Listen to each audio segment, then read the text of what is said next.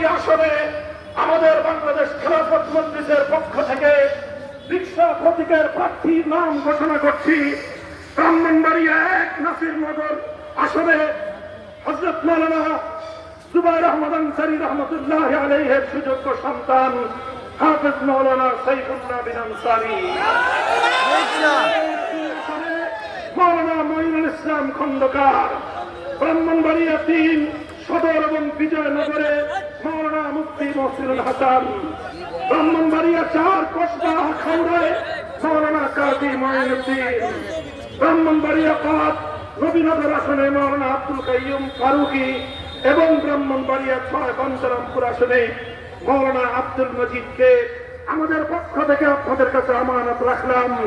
ইনশাআল্লাহ তাদের হাতকে শক্তিশালী করবেন তো? আগস্ট বিপ্লবের পর আজ আমরা স্বপ্ন দেখছি, দৃঢ় প্রত্যয় ঘোষণা করছি, আগামীর বাংলাদেশ হবে ইসলামের বাংলাদেশ, আগামীর বাংলাদেশ হবে খেলাফতের বাংলাদেশ।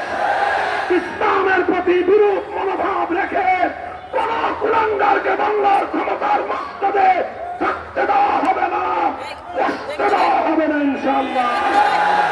আল্লাহ পাক রব্বুল আলামিন কবুল করুন। আজকের এই গণসমাবেশ সাফল্যমণ্ডিত করার জন্য